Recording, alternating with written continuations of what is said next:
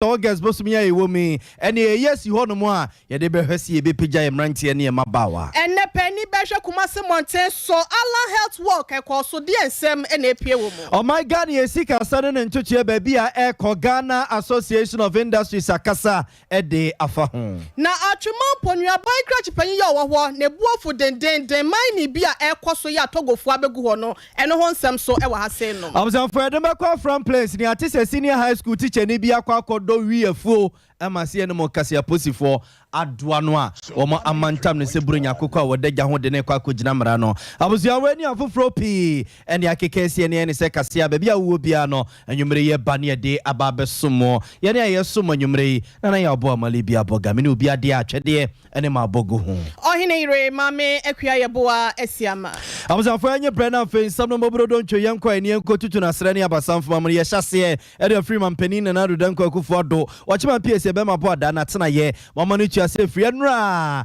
ene atomo nkra se eye National Youth Authority mpenim fo hye dwumadie bia ekoso wapoe mantamu a National Youth Policy a wo matintim ne foforo no ye hwe ni mo se man panin na do danko akufo do beko no de na ni mo nyama kwa tachire na wakwa bia no na man panin so koyampa okoko bia no no watch so August busumi ya ye wo mu ye ba be ya ene se ye ba be pem ranche ne maba wo no mpuntu ene wo mu ye yo eno ena na ban ene Ghana ma de sie nyina ye ba be me eni aku ho se ebi afi bia no na wo sese a be ranche ne maba wa be 10 million ne 12 million ene ne nam epe dwuma ye e wa bibrema se de ha dwene e braso se bibrema ma mpanimfo e be twa omani akwakọ ranche ne maba wa no se dan kwa ma bi no omo na bibrem ene Ghana man e bikuta wo mo mampani na nado dan kwa akufo se ne usika ne nsamfa ye kakra ni. We do not only account for the youth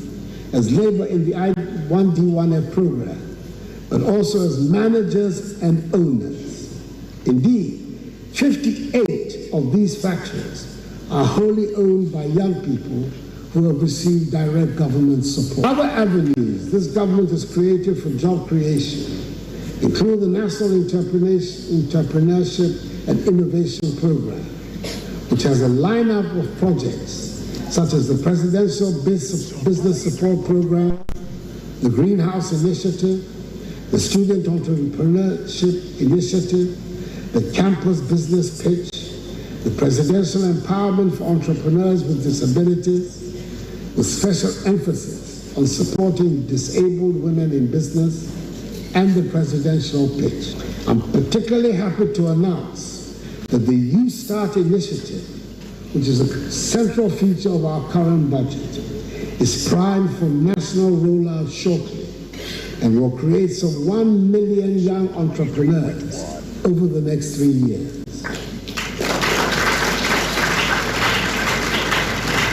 I have great hopes for the success of the Youth Start Initiative because of the aptitude which so many young Ghanaians have shown in creating startups in the digital space. We'll continue to invest in sporting infrastructure. It is expected that 5 of the youth resource centers under construction by the National Youth Authority will be ready for use by the end of the year. As further proof of government's commitment to the welfare of young people, I have decided to declare the month of August every year as the Youth Development Month, where pertinent issues concerning Ghanaian youth will be brought to the fore. Today, we will outdoor the framework upon which further development within the youth space will be implemented. Cabinet's adoption of a new national youth policy under the theme Benefits for Youth Involves Youth, Together for a Prosperous Future, is evidence of our acceptance of the global shift in attitude towards youth policy making. It is a statement of government's understanding that the solutions to the myriad of challenges the youth face are not going to be made for the youth, but in collaboration with the youth. Government was able to come to this understanding because of the impressive number of young minds who sit around the table where decisions on the affairs of this country are taken. The National Youth Policy is thus in itself an example of intergenerational solidarity. In response to the admonition by the former United Nations Secretary General Ban Ki-moon, who argue that when we give young people decent jobs, political weight, negotiating muscle, and real influence in our world, they will create a brighter future. Observe for way a man penny and I don't quack for the attending can nina, yes, I'm rented my bar one year Ghana, your Dutching, into a brass on Sabusumi, ye issue honomo, ye have see a bepro, yo, and a woman and canko. Yet one Sam so the Amamo dia Ghana sika sem na nsen wo bia esu wo ho kire se dollar ne se de esitwe Ghana si de na boaso no ama wo wia e de nante anya e na ekọ nanim na aka ho bi na nsen ya pogutafo ba bonten ya wo chem se wadwade ho nsam ne nkoya fi se Ghana ye si de no wonom de kwoto eniema na se eye adwadatonde e wo abonten so a enya de atimi aduru ba bia na no e na enanu oda na watwe ye atwa no be kire eye Standard and Poor's global rating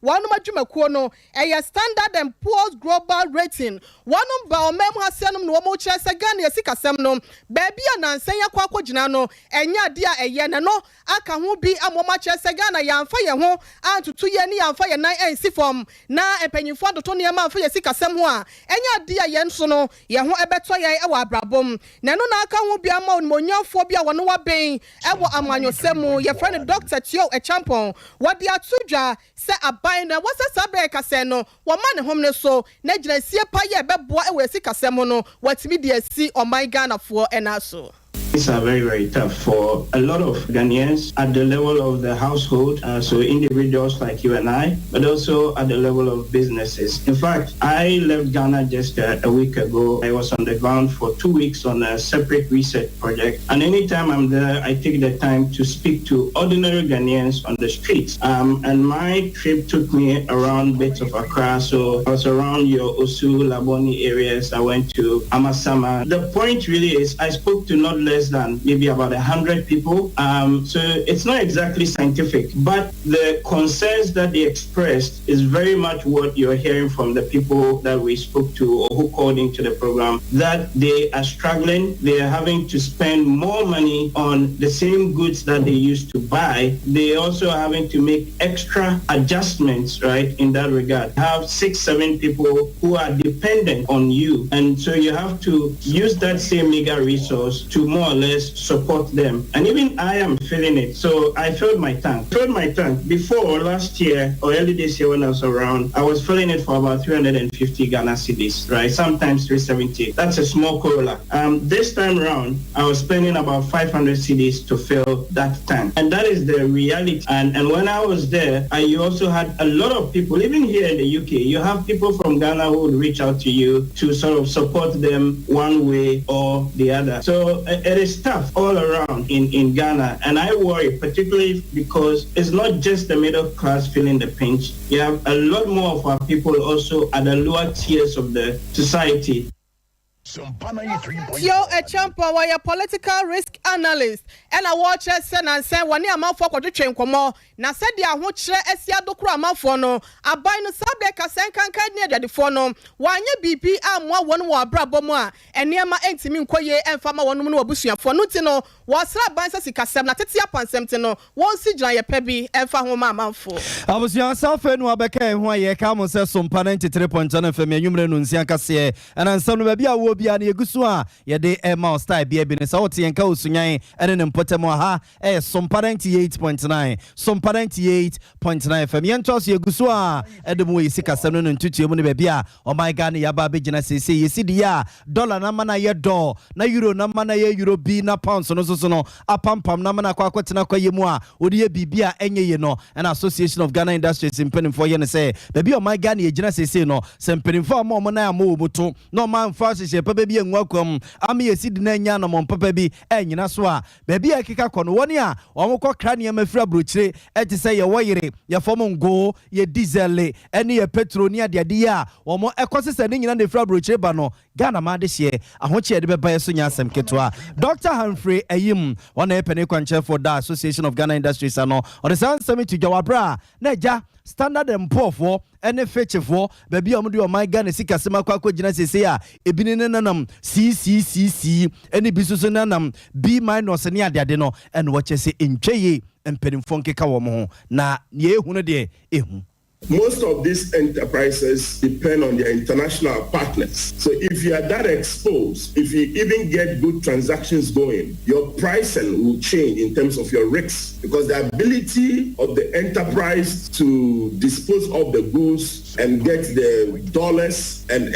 repatriate to the funding agencies are all within the context of the country's risks. And therefore, it is very critical to an entity that is doing big business. The country has been downgraded. This implication, listen carefully to the Fitch report, and on the economy, they gave it a negative outlook. And the said negative outlook comes with such implication as I'm explaining. In the case of talking down on the economy, where speculators are then driving the exchange rate dynamics, there's an element where we believe that at some stages, the extent of the dramatization and sensationalism could play a part in talking down the economy. But today, the reality and the evidence is everywhere that you can see that the rate at which the depreciation is going on, the rate of which pricing is going on, the real impact at the port of entry. When you go to Thermal Port, in recent publication, Director General indicated about 30% drop in bulk imports. That is evidence. When you chase it down to the institution like the buffer stock or the contractors, you realize that bills are not being paid, and you could trace it to that inability of the institutions to raise funding to pay that. Those are hard evidence that you could see in the value chain against speculative issues. So these are very concrete issues on the ground. I was appointed to the Association of Ghana Industries Penning Power Dano Yera Humphrey Ayimna Yetino Enkano. Na senya da ne beto odwase Roland Chematen ya wono wo prejina senya me ya dum afimpi mienu ne aduonu nan MPP amanyoko no kan di fodo bekita frank ade ama wonum no wo betimi akwa gina mu bie no na edadwa se enche kula no eye na chitafo ni bi ede nantie ya no ya pomotente de ebe hyehye so na ejebo anya bedru enne anope ye kumase monte so na nya asam ketwa pa ni behwe wa bra na chitafo ahodo ene mpanyimfo twetwo royo mu tintima wa manyoko ni mono wonu nyina aka wo ho bobu ehia ye ebo bekwa runabout ya wo hyase ya wo honom wo bon pempen ya de kwafa bantima edi bewura mu ewo so me runabout ekosi eye central market ne krakra no ekowie mu ewo Heroes Park na eye panyimfo ahodo bi ya na wonu medi tintima wo no ebi ni ye Hope na doye afa ye Joseph Amua na amanfo bi ebisa so ye Roland Chematen ena na enya na ade a eye Hope doye de nka wo pede ben e wo sa nantie no emum na yenko na ye no organizer edema Allied Health Work no Yera Joseph Amua emo enkomo Yera mpacho woti enka emo adwuba Sompa kase so enanwumre me Joseph Miniaba Yera mpacho pom ye de bajo mebi ka ma anti hono yo ye danyame ase na ena apomtenetire ya ekọ so no botaye ben wadaroma ena na etechiri Mr. Ma way no maka kranze maintain our kind with the what menka hello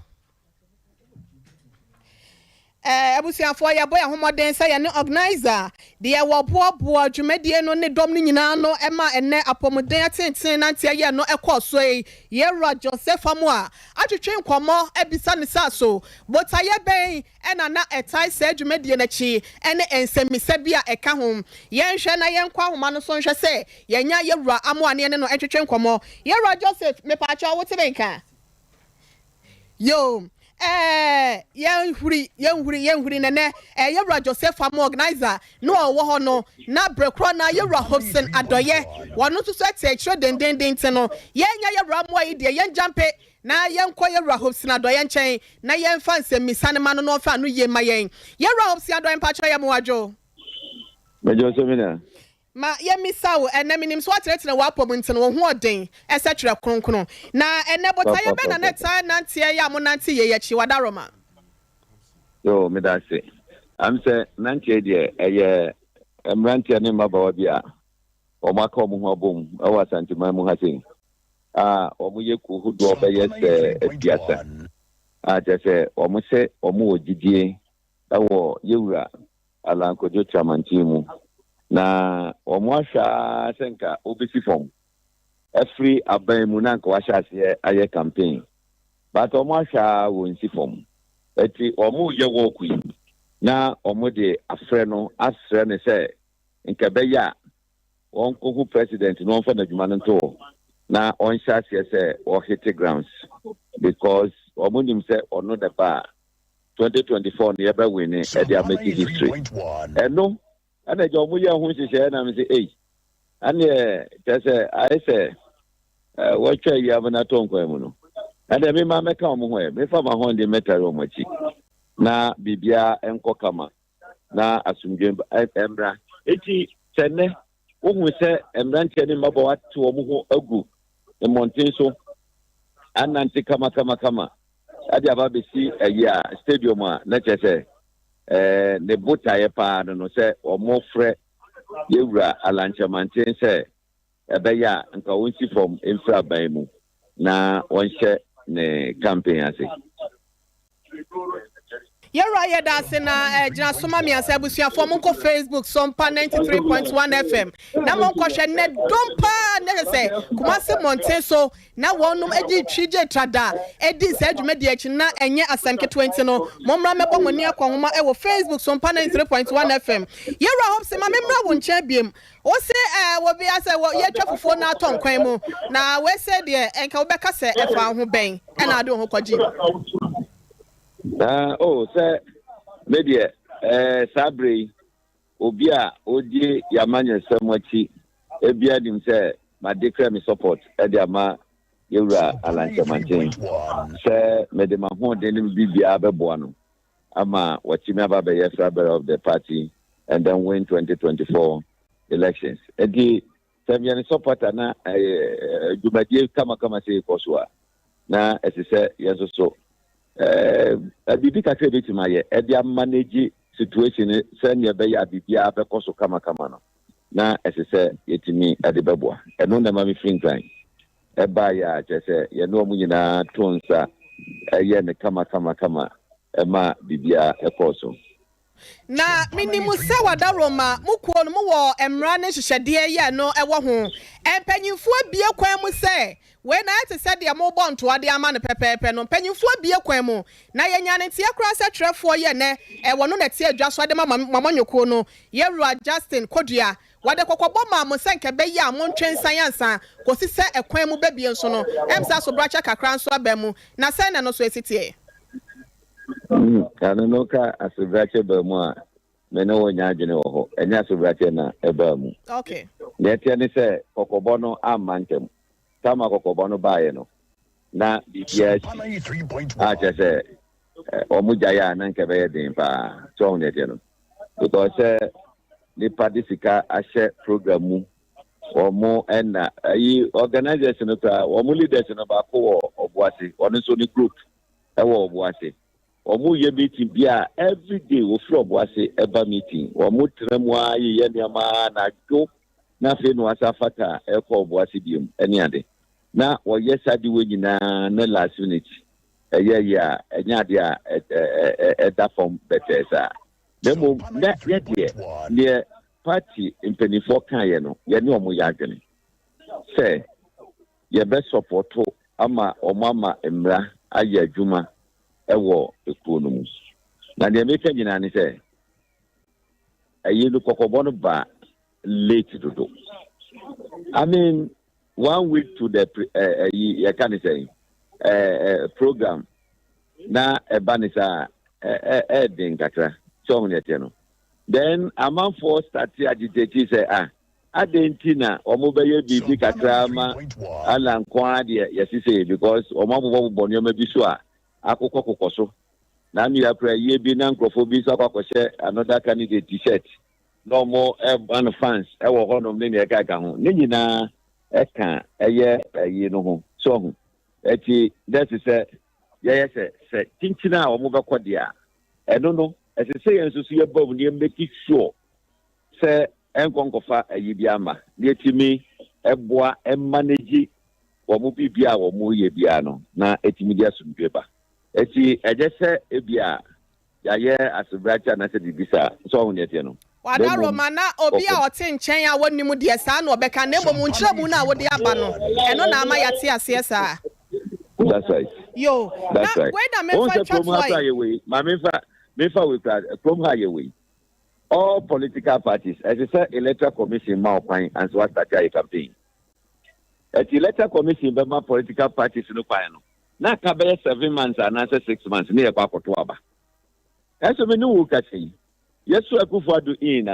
both political parties, Obia starting the campaign. Mahama Jinahan or candidate, the associate Jinahania Kanya in the down. Internal you say there at times on some of these things, but we are promising that after this one, you be making sure say Sanemano anything NCBM. Me as strength to say, Sempeni Fono, if he say one more day or Bosem be ba, ya emrantem. So on that, you know. I'm afraid air planning is about 6-7 months in you. Almost status or more planning. I didn't do that. Internet is so a cover in the attack. Young come once someone as a 1 week. I don't know. I am a say, Ebia, baby says, say, yes, simply for Akasan so, or much I am a but we better go never got a inevitable. Go near there. Aha, next time the best say, Libisa or Hotoma, Ebisi, Abantum. Ne kwaso no na mama fa we say twatuo wo ka sai mo no wo board ne dawura me yate se na mo hwe animu ana se ekuo mebunu no wo mo hwe animu se yewura land obesi form eja ne dwumadi ato wo na nka waba na wo ma hye nto abo ase mo hwe adaben na mo hwe animu se nka obeye sa de na mamo se ene ayi a eba yi wo hu nipa dodo a apie aba se omo efese osi form na fe what declare intention me no wo ka say yewura kojo tremanten enya declare intention say me contest anasa me contest so on that no na o kaya president so e ka bibi say obi a wo presidential ambition bia no ese o hwe so na wo ye wadwuma aye de ahya wo nsa wa ban mu eyie say o pese o contest dia na wo de Odi biano, can say Odi Breno now the Atoho no mansa. What me apple? Eno, Anna, Ama, Yura, Kojata Mantin, Sabre, want me and declare intentions here. But maybe him say, Obusua, Ebia Utuanamo. You got a reason, so I say, oh, sorry, I would say, my penny paper, my reason, there be Obi, added to me no, a share one, sir. As I said, Odi the dear, now the punish you Then the panic I said, oh, okay, Sabre baby, I agree there. Make mamma or why they no ako. It is I don't know a basuvia. Then what the sa a beshak that say, at the akoto, oh, or my penny, where they made that say, you know, Sabre made the mayor to one. Now just say, if you are no sorry, I know what them, no a trotro, what you, a sign say, me ya yintino. Ma Juma to honor. A pastor say on so amfani die amfa ma the president of Ghana. And Kevin say enne asadi we yaba no. One o man peni be didin komo bi obeto to ne nyama yi na ya say bia within the shortest possible time no. E bia no watimi the Juma na to honor na fe waka ama wiase afa na nyina hu say or contested 2024 primaries no. Na yetimi asoso adina kiye pa ye rado ye beda sese anwumre ye fra wo no woje ye so na wodi nchechire mu amaye nsemi da se bebre ye ra Hobson adoye eye panyipa ya wodi atintiman e wo MPP amanyoko ne ye ra Alanche Martin ne health work ya na chitafo bi di hihye so asantemantama se nom no ye ra Hobson no odi mu atintiman ensem bi ese efatase ebisa no ene ye bisa wode ho anu ye amaye no abusia ye guso Sompa 93.1 FM ya nwumre no nsia kase ensem ko chiko brema ko batane ye twakre nke e wo mamuni amanfo nkro so a mompetre pene mpatra pamagiatum ene yakekese ni ababia wo bia no ye guso a yesumo oti enka osunyane ne mpotemu a aye Sompa 98.9 FM Sompa 98.9 FM agenche no nsusia fashia yen your Facebook page Sompa 93.1 FM Sompa 93.1 FM na YouTube so no modi amadika ho no nyina no ye mama kwa ba fe na wo kwa Sompa TV Ghana Sompa TV Ghana yento akase no somamom na yefamo enko ensem epiepie e free customs boss Kano Kojo Damwa and special Kwesi Peter papa kisiye jaben ne nyina ye mfifimu bi ekoso la Bianca Company Limited de koko wiase na ma mene ne nkuko fosu ene broni wawu nkuko de begu Ghana mema se no so de bedu port wa duty o so ye ne kese dodo no a wo twitwi fam ne ade a na special prosecutor ko wiemu a eko wiase ne kese ma mene aboneka ye wo se sika no a watwede afam nyina no so kotua de ma ban e ba se ye no na Kano Kojo Damwa one customs officers mpenimfo nhia mu bia na ekoso Kumasi abonte zo koka se onimpa sa special prosecutor lawyer kisi jaben na anu asem bi nti na opeso fa kwan bia so egu nanim ase na anwumre ya tete se customs adwumayfo nkabomuko Customs Staff Association of Ghana e de krata ba bonten yenkwe no mo etwotwofo penin ora gift kofi chama yene no enkodi nkomunko bisa so masem e de sepa opani yamo adwo mu akwa baba Kumasi medase ya yiri sempom ye mpom ye ya de rade asi ya te se utwi ne nhyeda nye papa bia batanyawe o de fafrafra sa mayen egidi se ye ne etiefo nyina bete wase mosempa ne say mo Custom Staff Association of Ghana yo medase de akwenya bia maye ye tia mo ti so all we are trying to communicate by that statement is to clarify and to tell the general public that the special prosecutor on this very matter, for us as technical people who understand how custom valuations are done, we feel the basis for the report is flawed because it is not born out of the provisions of the Customs Act and the international convention that guide customs valuation. In fact, customs valuation is governed by the WTO agreement, which we have domesticated in our local laws here in the Customs Act, specifically Section 67 of the Customs Act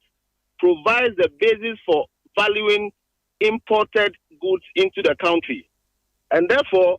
the basis upon which the special prosecutor has come to those conclusions, we believe, using our technical expertise,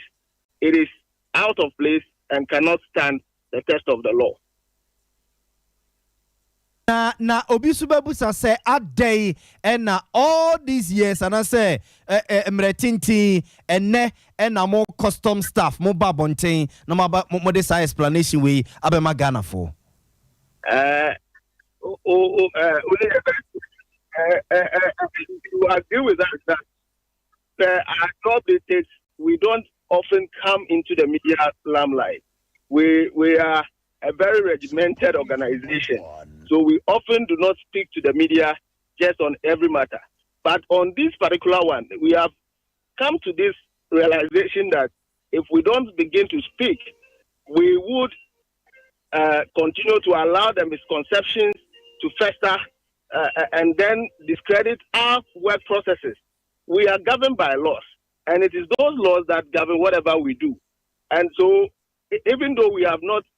been out there in the past to speak to the nation about these matters, we think that the time has come for us to clarify this matter once and for all. Na gift obisubeka ne say from another point no ono subeka ne say ebia more customs officers no ebia mo boss Kano Kojo Damwa musuro no nti na ebia ne maba bonti amoba beka bidia ma no eno so be ya no say there be the fact is that our actions are not based on the individual that is occupying that office today. What we have sought to do is to lay the principle clear so that whoever occupies that office, we would know that these are the rules, these are the things that govern our work. And irrespective of whoever occupies the office at a particular time, it must be out there for the public to know that this customs valuation is not done in vacuum. It is based on the Customs Act. And therefore, that talked about benchmarking. It's simply just a risk management tool that we use as customs to guide our processes, to guide our valuation. It is not supposed to be the valuation method itself. It is simply just to provide a guide to us, and we develop it ourselves. And therefore, if anybody imports any commodity into the country and can demonstrate to us that this is the price I actually paid, and we don't have any basis to disprove or to disbelieve the person, we are bound by law to accept the person's value. And therefore, to begin criminalizing people, irrespective of whoever is occupying that office today, on the basis that benchmark values have been deviated from, we believe it is not born out of the dictates of the law. Okay, gift after more press release, Modia Babontin, what next? A dear bill and a mobile. No, for us, as public servants, we are only trying to admonish the public and to admonish policymakers so that going forward, we begin to do things right and appeal that we are at a very crucial stage in the calendar of the service. And we will believe that any action that would destabilize the management of customs at this time would rather serve as a disincentive and affect us negatively. So we are only making an appeal that we should check cautiously not to destabilize the strategies we have mapped out to be able to achieve the revenue targets for this year. That is all we are trying to communicate to the policymakers and then the general public. And also assure the country that we are very professional officers. Okay. We are committed to our mandate. Our mandate is to be able to raise revenue for this country, and we are fully committed to that. With the needed support to exploit for this nation. Thank you. Gift yada sepa yada sene o time when ya dia man yegusua eja this conversation yet was no edu baby ni yebese hia wa yebesa ba na so bi yada sepa no adaje a wanya ma yanyumre. Yo, I was on for your church for Penny de Mark Custom Staff Association of Ghana, a customs ejumefo nyina mo nkabum kubatan omo a church for Penny yera gift kofi chama ene no akwakodin komo nyina ya manso a omo boss ene special kosi Peter no omo etwe ho krata. Enrada ene de to monim sa wode wani kiremo ewo atwemon ponua mensimu a eye togofo be sapem wonu mato mo wagu eye nkro bi etise beposo abompe ne mpasetia ni nyina eye nkro ya river ofe ebenben ho na eye togofo ye se fo magude wonu mu jiri ne what sade bi na aka hu bi amebeto odwa se DC ya no wapotam wo mecha ban kra chipanyi wonu monya for Isaac Kofi Mafo wajala ni kwakwa pai na yankwa homa no so ne no eni nkomo sa sem na nkasa kra no sai pote na etie wokwa no de na wokwa hu ye eye no kre ana sese netie empanyimfo kwan pa ben na wonum de say nipa we say efa so honorable yam wondro anwumre eba Sompa kase so. Hello honorable pacha what to make? Hello honorable yam wondro. Hello honorable what to make? Ebusiafo ahomano emu ye twitwiri nti ye boy ye homoden se ye nsabeka woni monyanfo Isaac Kofi Mafo abai kraje panyin ye ono wo atwema emponua mansi masantema se no empanyin si adija wane ye dia so anado dankwa akufo do se galam se ye bra na wode na si mansi na no ya abetodwa se togofuo mom amanfrafo efi wo mu man so bobem hase no mu a wo mu be se yensu afuntum yensa ase no sen na esitie yese watu anamopa de afa ho na yenkwai ahoma no so ne yenkwahwese ne ma totomu a ona botime nka ye moadwo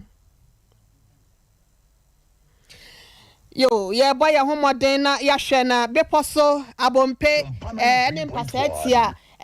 yanhwe na afi no yankwa ahoma no so na ekire no yeba na nya aban kra chipanyin a ye ne no abonkomo na ansa na kra no ye nya ne bi atwigu homa no so yenkotie.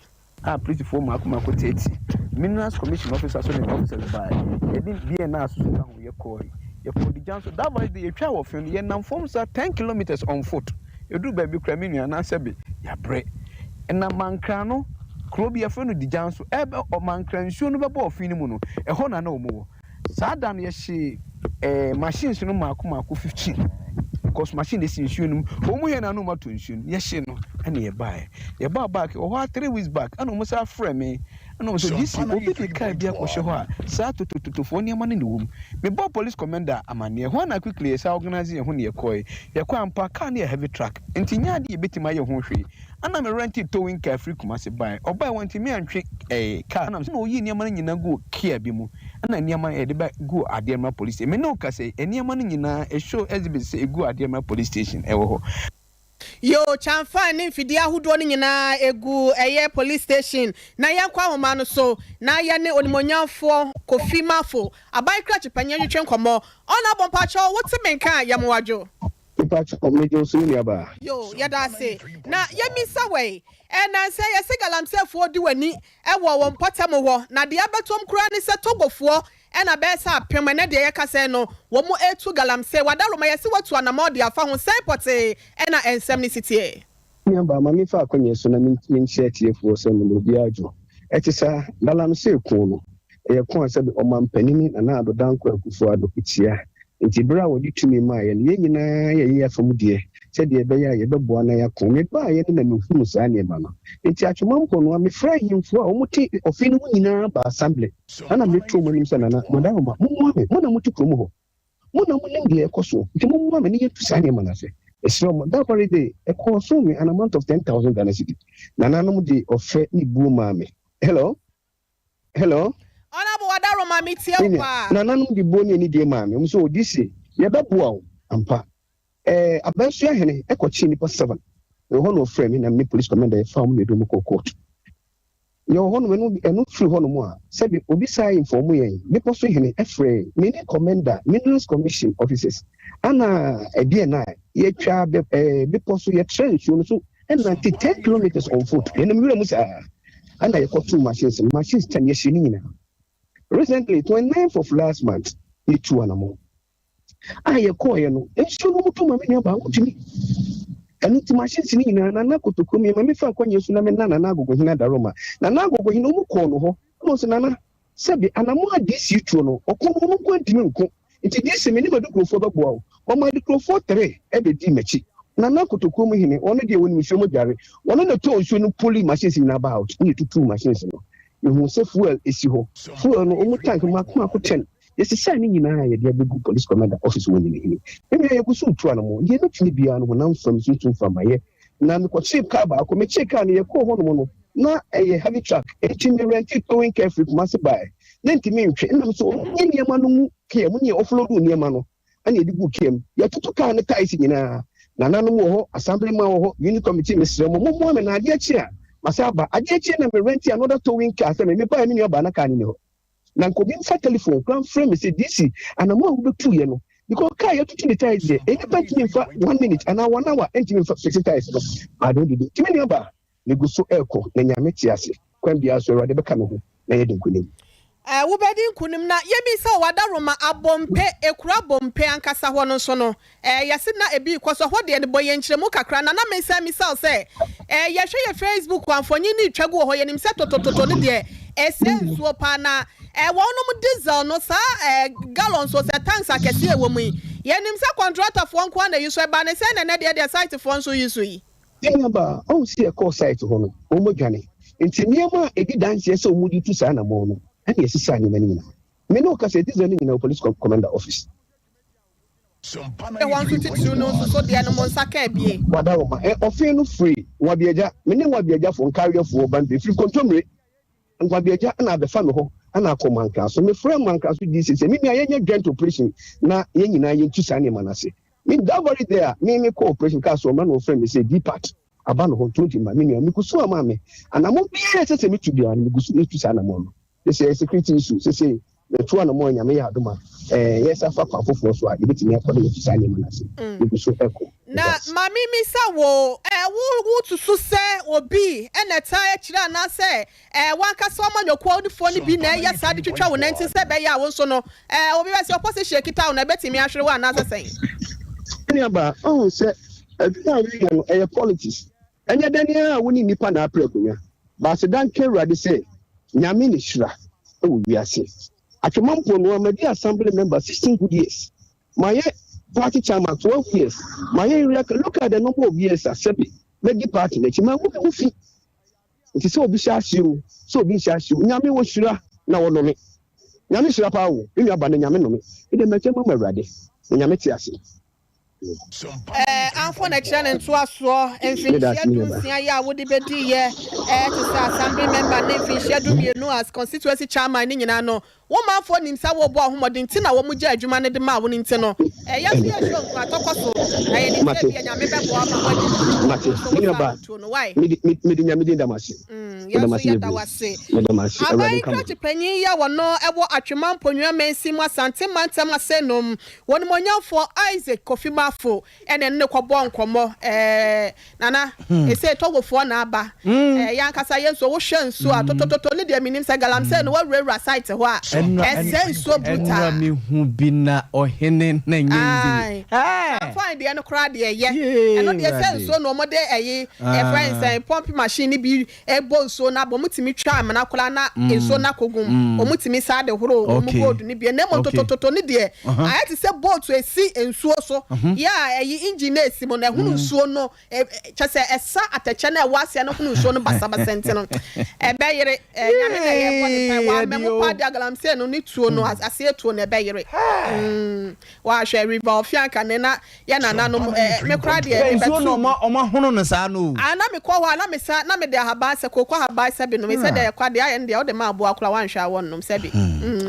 Abuzanfo yento aso na yemfamo nkwa from plains ye wo apu mantem na ne tete ene se teacher ne bi odi ne teacher wo donko krum agric senior high school papai wa kwa ye wifuo ama posifo ache no adaya yeso omo okwa ebretu obi wo mpotemu no mato den se obonkroma forest reservoir forest commission penimfo ne hweso a ene kwan se da sane bi atisimu se bi a wo kwa kopemwa ena akwa kokumu num ede aba be yenkwan so okwa koyefu so okobunua ene kwan se da sane bi a atisi sa obonkroma forest reserve nim na teacher ni so ofa he so owura he se hwan ne kotwa asase no ma no e wo kwaye nim kwaye ni mfimfim pewu ene wo ye wifu no yesi ne tetrete ne kakraka so nya asem ketwa na forestry commission mpenimfo wo mpotemu openimpa oda wo ma no era Richard Amwaten one ne mrantie ena obi domfo bi adama beti wo na so a wo ye se ne wo ba fifim no ma dudu ma ba be ma wiemu akwakosi ase na se papa no wo mokodoa ne se ye kredi mu a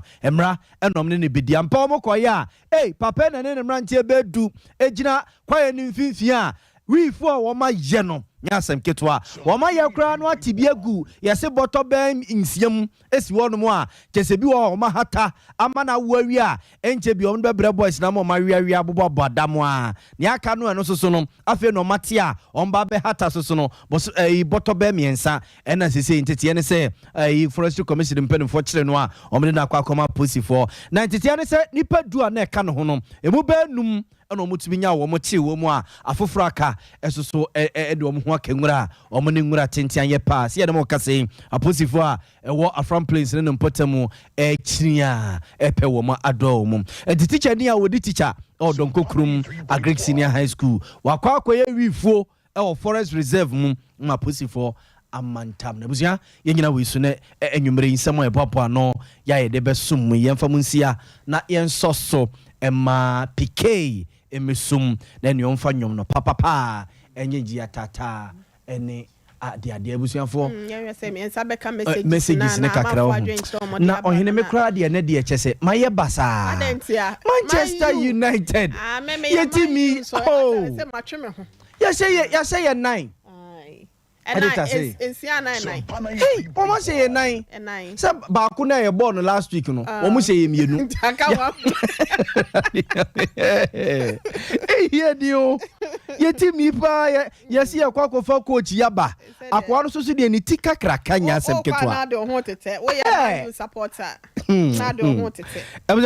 ye mamo resource na kakra English Premiership matches na course no and ye mamo resource na kakra Aston Villa ne Everton ne boy Aston Villa eshe Everton 2-1 Arsenal and Leicester City and the boy Arsenal eshe Leicester 4-2 and Brighton and Hope Avion so and Newcastle match no 0-0 Manchester City ne Bournemouth so na de sheshe so Manchester City eshe Bournemouth 4 woman anti Southampton so ne Leeds United na de face so 2-2 Southampton eshe 2 Leeds United so na eshe 2 Wolverhampton Wanderers ene Fulham so the face so ekowiase no na gesa akwa 0-0 bia anhye bi ena Brentford Brentford and Liverpool next week so see any Liverpool nebo and you know some don't be Brentford and Manchester United and the boy Brentford I say Manchester United 1 2 3 4 o ma say 4 yentima ante wan kra first half first 35 minutes no mu load 9 no ye de akoi be ye change abia beti chese enaso de wan na mo bie wo ye change ya ko change ya oh enne maye basa kwabna kesi we maye basa o ye ti Manchester enkoye o enkoye Eduada na Man U ne Liverpool bebo next week Eduada ena Liverpool match ne Monday 22nd yes enti Liverpool ni Man U na we kra na anyeye na no de yese nyame ya adom me de me wom so me nhada nim sa se de ne masi ko no wa hwe ya ba wo akokodro jina na so message na bent jina na so Sciatica Warriors Frederick Mystica Sciatica Warrior 21st Clinic so o enjoy news in pa inside 21st Clinic Hospital wo eyesunya se Sompa no size and asa akode Samuel o se Sompa more bless yeda sepa na nekua mo aboate Ablikuma Central aka Dr. Baumia I need your motivation was happy birthday to Don Pino of Malam. Okay, Don Pino, yaman happy birthday, Power Malam. Yo, yaman happy birthday, Eugenia. Osu Ansa. Hey, mami, you 80. Chia father mamwati nebusuafo na wo Lagos nyina also here live from Air Nigeria Lagos 80 my feel fucking